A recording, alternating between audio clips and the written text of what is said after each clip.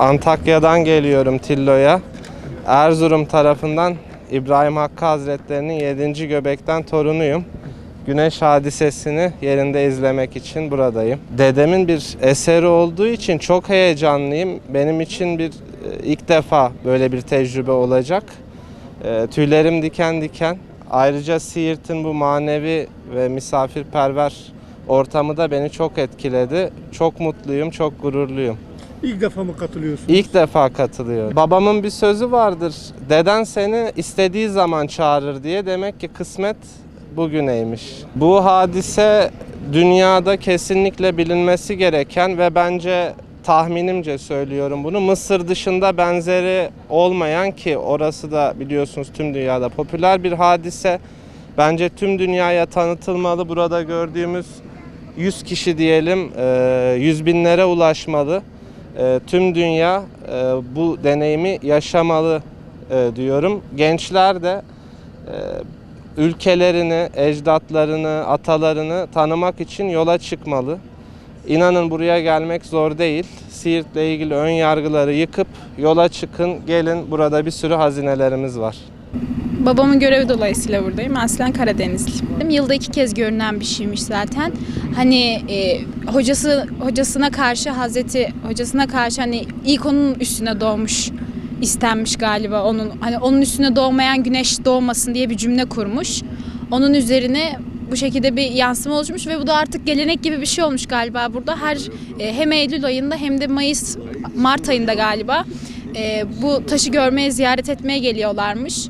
Ben de ilk defa şahit olacağım. İnşallah dualarımız da kabul olur diyelim. Şu an sadece merak ve heyecan içindeyim. Yani nasıl oluyor? Onları merak ediyorum. İnternetten araştırdık, ışığını falan gördük ama canlı görmek daha farklı olacak tabii ki. İlk başta dışarıdaki mesela inceleyeceğimiz dışarıdaki yabancı filozof, yabancı bilim adamlarından daha çok en gelişmiş olanları bizim ülkemizden çıktığı belli oluyor. Bunu geçmiş tarihlerde de, felsefede de, tarihte de görebiliyoruz.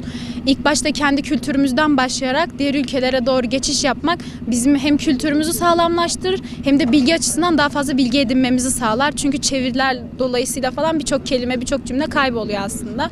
Ama bizim kendi topraklarımızdan böyle insanlar çıkması bize birer ilham olabilir. Bizim daha çok araştırmaya, daha çok keşfetmeye olan inancımızı arttırabileceğini düşünüyorum. Adana'dan geliyorum. Bu ışık hadisesi olayını izlemek için de bugün erken saatlerde geldik ve şu an bekliyoruz burada ışık hadisesini izlemek için. İnsan hani bu konuda biraz heyecan duyuyor. Yani böyle bir olayı izlemek yani insanı mutlu ediyor. Gerek dini açıdan gerek de ilmi açıdan insan mutlu oluyor. İstanbul'dan geliyoruz.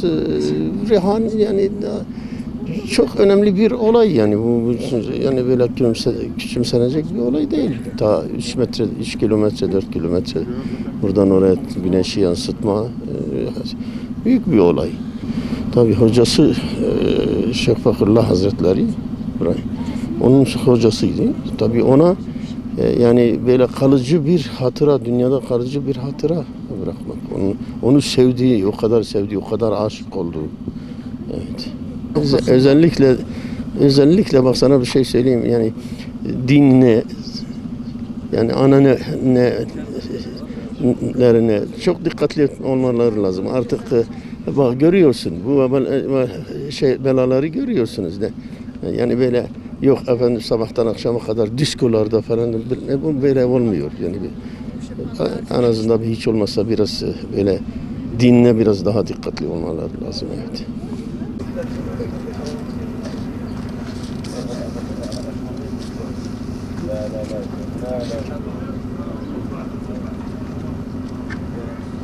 Açıyorum.